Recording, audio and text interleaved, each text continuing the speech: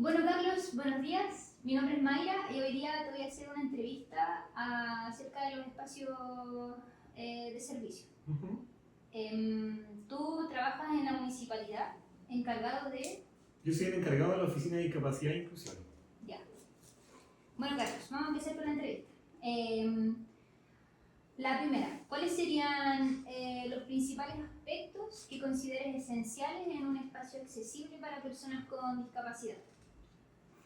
Mira, en primera instancia, yo creo que el conocimiento de las personas que están efectivamente con las ganas de convertir un espacio que no es accesible en accesible es la primera herramienta fundamental. Porque en definitiva no es solo voluntad, los cambios que se puedan hacer o modificar respecto a un espacio en particular, habla acerca de cómo el trabajo que ha ido llevando a cabo, por ejemplo, las direcciones de obra, los arquitectos, la misma ley general de urbanismo y construcción, efectivamente ha ido avanzando hacia un proceso formal de adecuación. O sea, nada es porque sí. La gente en general hace adecuaciones que son de muy buena voluntad y en algunos casos, de manera muy coloquial también, le dan el palo al gato, le achuntan, por decirlo de alguna manera, algunos aspectos fundamentales porque se cumple el objetivo, que es efectivamente, por ejemplo, que una silla de ruedas pase por un espacio o evite un escalón. Ahora, el conocimiento también te permite pensar que eso no es suficiente. Las personas con discapacidad, uno de los principios fundamentales que rigen, yo creo, el trabajo de nosotros como oficina y los servicios públicos en general, son la autonomía, es que la gente pueda hacerlo de manera autónoma, ¿sí? Al margen de que sea independiente. Hay algo muy interesante con eso, porque cuando hablamos de independencia y autonomía pareciera que fuera lo mismo. No, pero no es lo mismo. Independencia es que la persona efectivamente desde el punto de vista físico pueda realizarlo sin ayuda. Y la autonomía es que la gente lo pueda realizar sin ayuda, pero también decidiendo hacia dónde hacerlo. Entonces, creo que esa pequeña diferencia habla acerca de esto que comencé diciéndote, que era el conocimiento, ¿sí? O sea, principio fundamental, el conocimiento para no hacer algo equivocadamente. Wow. Bueno, la segunda pregunta es, en cuanto a la entrada de acá del espacio de Quinquelén, ¿cómo nos recomendarías diseñar la rampa de acceso para que cumpla con los estándares de accesibilidad y sea funcional para todos? Mira, lo manifesté anteriormente con la pregunta que me hiciste al comienzo. Nosotros no tenemos que tener voluntad respecto a cómo diseñar. Yo, en lo personal, soy educador diferencial, soy el encargado de la oficina de discapacidad y desde ese rol he tenido que vincularme con distintas entidades y unidades municipales, ¿sí? Y una de ellas ha sido, por ejemplo, la que se compone por arquitectos e ingenieros en construcción, ingenieros civiles, que se rigen a su vez en cada una de sus obras en la revisión de algunos aspectos. En esta materia particular de la pregunta que tú me acabas de hacer, efectivamente habla de la accesibilidad a un espacio, ¿sí? Eso que está compuesto, que está adherido a la Ley General de Urbanismo y Construcción, incluso tiene un decreto, ¿sí? El decreto 50 habla de las normas de accesibilidad. Entonces, yo no te puedo responder respecto a los centímetros, ¿sí? Ni cómo hacerlo de mejor o peor manera. Lo que sí te puedo decir es que debiese considerar el plano que está presentado para esta construcción una rampa que cumpla con los porcentajes que la Ley General de Urbanismo y Construcción te mantiene, como mínimos al menos, ¿sí? Los planos yo lo estuve revisando, yo lo había escuchado, lo había visto en otros también, es del 5% en tanto a su inclinación, y eso es lo que te permite, como decía anteriormente, tener salvaguardada al menos la autonomía y la independencia de las personas que quieran entrar a este espacio, ¿sí? Es decir, si fuera más la inclinación, sería más difícil para la gente entrar a este espacio, o debiese siempre ser con ayuda, ¿sí? Y eso no debiese ser así. Entonces, yo creo que el diseño siempre hay que dejárselo a la mano a los expertos, en este caso los expertos son los arquitectos y ingenieros en construcción, y como veo efectivamente en el plano está reflejado que ese porcentaje es lo que está dentro de la normativa vigente en nuestro país. Y va a depender mucho también, yo creo que aportaría otra cosa, de aquellos, de alguna manera también artículos o complementos que se puede dar a esta rampa, ¿sí? Nosotros nos ha tocado ir a ver a casa que nosotros también hemos refaccionado gracias al apoyo de los arquitectos o ingenieros del mismo municipio, y algunos le ponen barandas, otros no le ponen barandas, en función de efectivamente también el contexto en el que se está levantando esa información, ¿sí? No es una pega fácil, creo que es una pega de una manera que habla del conocimiento, por supuesto, del profesional, pero también de el vínculo que se tiene con el dueño del espacio o la dueña del espacio, ¿sí? Qué es lo que va a suceder en ese lugar, ¿sí? Eso es súper importante. Bueno, el arquitecto no diseña en función solamente de una norma, también diseña en función de lo que le gustaría que sucediera al dueño. No sé si tú lo sabes, pero definitivamente cuando se construye una casa y un arquitecto te diseña la casa, te vas conversando con él, ¿cierto? Vas teniendo este vínculo de traspaso de información de me gustaría que esto tuviera, no sé, mucha luz porque aquí va a pasar esto. Entonces, vais diseñando en función de aquello. Me gustaría que esta rampa estuviera aquí porque por acá es la entrada inicial donde la gente puede tener más o menos como la llegada a todos los espacios de la casa. Entonces, en esa comunicación, yo pongo, digo como arquitecto, pongo todo mi conocimiento a merced de lo que se quiere lograr en ese espacio. Bueno, la tercera pregunta es, ¿qué otras medidas de accesibilidad que no corresponden a infraestructura podrían mejorar la accesibilidad en Quinquelén? Mira, una pregunta muy interesante porque efectivamente, de manera muy general, las personas se quedan con que la accesibilidad es solamente con la infraestructura, ¿sí? Yo te comento que la accesibilidad se habla de servicios, productos y infraestructura. Mira, muy interesante esto. Mira, esto lo conocí también en el aborigen del trabajo, ¿cierto? Nosotros, mira, estoy frente a un, se me acaba de ocurrir ahora, estoy frente a un computador. Tenemos dos teclas que nosotros no nos hemos dado cuenta, o mucha gente no se da cuenta, que tienen un pequeño relieve. No sé si tú lo sabías. No. ¿Te has dado cuenta? La letra F y la letra J en los teclados, para la gente que a lo mejor va a ver esta entrevista, tienen un pequeño relieve. La gente más antigua que ocupaba los teléfonos en la casa, si puede revisar en su casa y aún tiene esa virtud, el 5 tiene un punto también en relieve. ¿Sí? Esas son medidas de accesibilidad para las personas ciegas. Y es un producto. Cada producto tiene que cumplir con un estándar de calidad y también con un estándar de accesibilidad. Es una normativa internacional. Porque generalmente este teclado lo más probable no se hizo aquí en Chile. Entonces dicen, ya, a ver, ¿entonces es algo de Chile o algo de todos lados? No, es algo de todos lados. Es internacional. ¿Sí? Los iPhone, los Android, se mueven en función de esos sistemas operativos, tienen medidas de accesibilidad. Y con esto lo que estoy diciendo de alguna manera es que quiero llevarlos a pensar que cuando hablamos de accesibilidad no solamente pensamos en una silla de ruedas, si te das cuenta yo no hablé en ningún momento de una silla de ruedas, pero hablé del concepto de accesibilidad. ¿Sí? Es muy diverso. En servicios también. Quinquelén debiese contar en su conciencia con la posibilidad de que personas, por ejemplo, sordas quieran venir a hacer terapia. ¿Sí? Bueno, ¿y qué hago frente a eso? ¿La rampa me sirve para una persona sorda? ¿Es la única medida de accesibilidad que necesito? No, ¿cierto? Entonces, en ese sentido, ¿qué puedo decir? Bueno, lo más probable es que si esa persona sorda maneja el lenguaje de señas, entonces Quinquelén tiene que estar capacitado en lengua de señas. ¿Sí? ¿Qué pasa efectivamente si tengo un niño que viene, que necesita estar con Quinquelén, pero que también necesita de momentos de regulación constantes? ¿Estoy capacitado para efectivamente saber qué hacer en un momento como eso? Como por ejemplo con una persona que tiene un proceso de un trastorno de conducta, ¿sí? O por ejemplo tiene TEA o tiene alguna condición de este mundo de la neurodiversidad que efectivamente necesite de conocimiento para poder atenderse acá. Aquí tenemos sonido, tenemos colores, tenemos varias cosas que efectivamente pudiesen alterar esa posición. Y ahí vuelvo a reafirmar que no he hablado de sillas de ruedas, sigo hablando de otro tipo de discapacidad o de otro origen de discapacidad. En materia de discapacidad se habla no de tipo, sino de origen, porque se entiende que hay una limitación que tiene un origen físico, ¿sí? De cualquier parte de tu cuerpo, de cualquier parte de la conducta de tu cuerpo. Entonces, en definitiva, sigue estando la silla de ruedas como dentro de la ecografía, ¿cierto? Se sabe que el sello de la silla de ruedas es el que internacionalmente se conoce, porque efectivamente es así. Pero hay algunos postulados que buscan que ese sello se vaya diversificando porque va siendo invisible a otro tipo de discapacidad, a otro origen de discapacidad, ¿sí? Entonces, en esta pequeña conversa respecto a esta pregunta, te fui diciendo lengua de señas, cursos de capacitación respecto a conducta disruptiva, puede ser efectivamente las medidas que no solamente incorporen donde yo me voy a sentar en el WC, sino también si me quiero ver en el espejo, si me puedo ver o no. Generalmente nosotros no pensamos en eso porque estamos en bípedo, estamos parados, ¿cierto?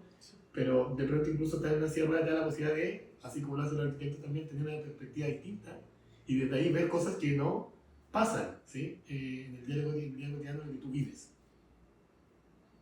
Desde tu experiencia, Carlos, ¿qué otros aspectos considerarías esenciales para garantizar que Quinquelén sea un espacio accesible e inclusivo para todos?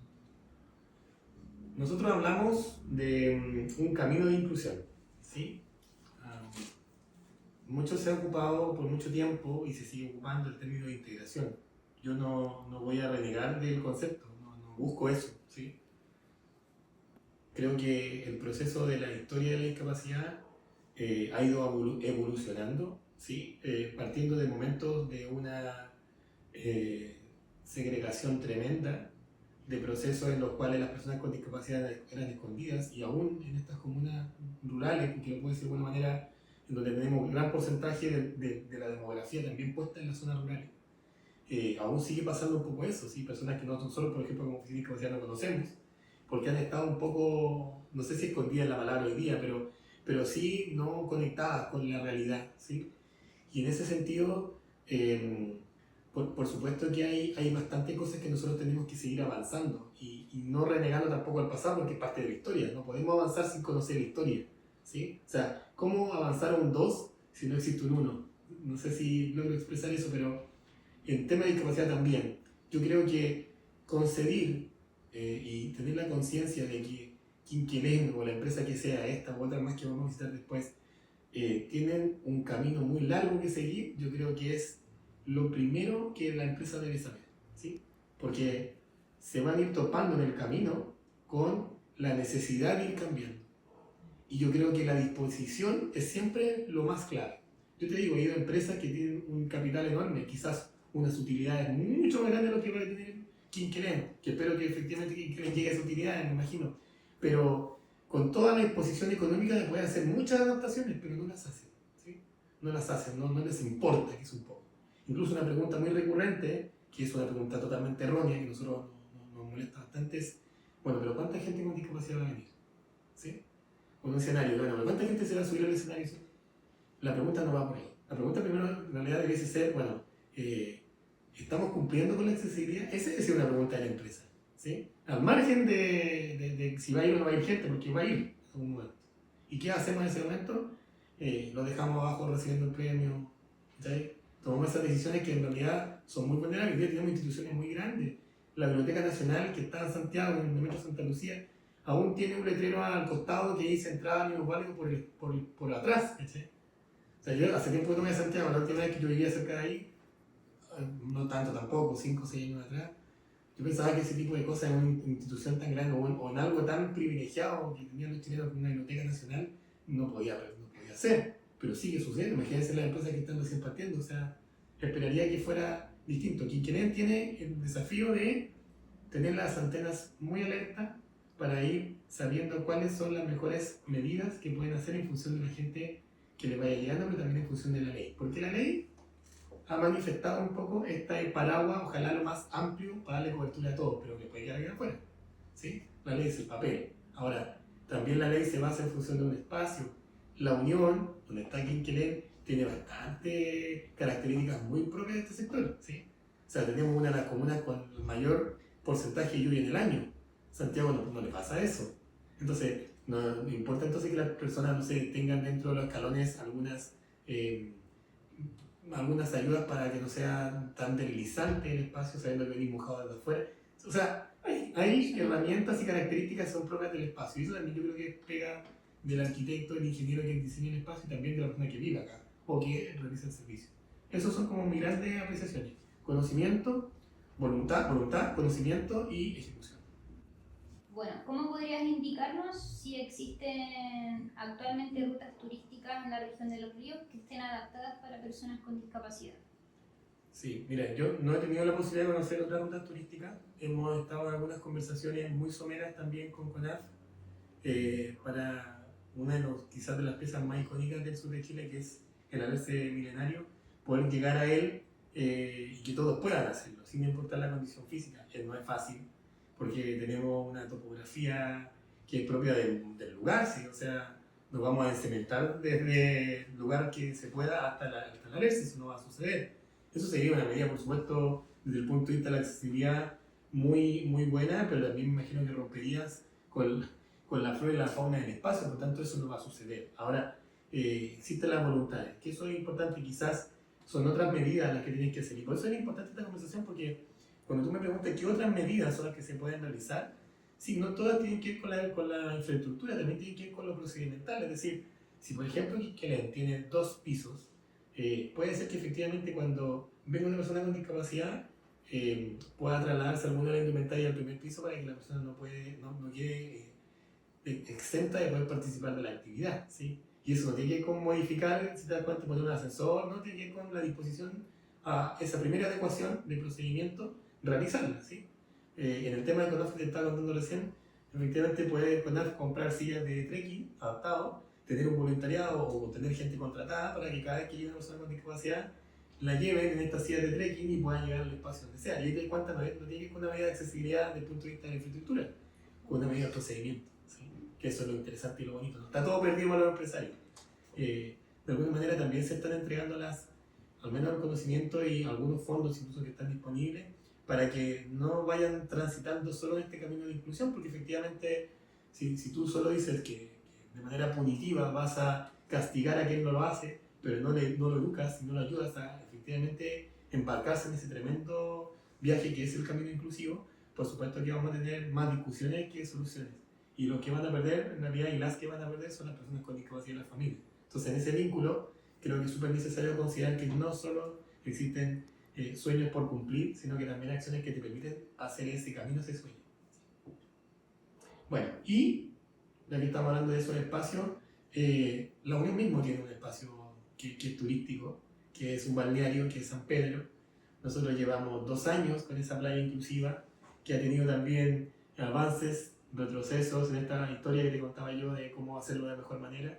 Pero lo que es cierto es que existe un proceso que le permitió a la gente el año pasado, 2024 y este 2025, y todavía lo permite, disfrutar del agua. ¿Sí? Entonces tú dices, bueno, tan importante, sí, por supuesto que es muy importante. Nosotros, cuando nació la Oficina de Discapacidad en el año 2019, partimos solucionando las cosas que eran de primera índole, como ayudas técnicas, sillas de ruedas, carnet clínico, credencial de discapacidad. Pero hoy día hablamos de otras cosas, hoy día hablamos de una playa inclusiva, ocio y tiempo libre, cosas que en realidad para mucha gente era como, bueno, a mí me interesa una silla de ruedas. Bueno, sí, pero en esa silla de ruedas no le gustaría a lo mejor pensar que pudiese llegar al agua. No le gustaría pensar que a lo mejor la va a usar no solo para trasladarse porque sí, sino que la va a usar para trasladarse para llegar, por ejemplo, al gimnasio fiscal, que tiene medidas de accesibilidad, o le va a servir para ir a estudiar porque la normativa lo permite, que pueda entrar con su silla sin problema, y si no, tú no puedes efectivamente entrar en acciones legales para que esa institución pública haga esas adecuaciones o de procedimiento, como te contaba, o de accesibilidad. Entonces, en definitiva, también ha sido un trabajo muy lindo para nosotros posicionar esa playa, porque habla de que es otra cosa que no estaba dentro de la cabeza de las personas, pero que parece que sí era necesario. O sea, disfrutar del verano, como todos lo hacemos, todos y todas, es algo esencial. Y quien que tiene que ver justamente con la salud mental, por supuesto que entenderá sin ningún problema que una playa inclusiva te permite, si aquí hay tema conveniente, por ejemplo, hacer una salida, que da lo mismo quien vaya, va a poder ir igual y va a poder disfrutar de los servicios en igualdad de condiciones. Para terminar, quiero decir algo respecto a este tema, que nosotros no somos iguales. Mucha gente dice que somos iguales, todos, ¿sí? Pero básicamente no somos iguales, o sea, somos iguales bajo la ley, pero somos muy diversos. Y ese entendimiento es maravilloso, porque qué fome que fuéramos todos iguales en realidad, ¿sí? Sería demasiado aburrido. Ahora, no estoy mofándome de que seamos diferentes y que bueno que haya gente con discapacidad, eso no lo estoy diciendo. Solo estoy diciendo que esa es la realidad. La realidad es que somos diversos y eso nos permite a nosotros ser absolutamente ricos en la diversidad.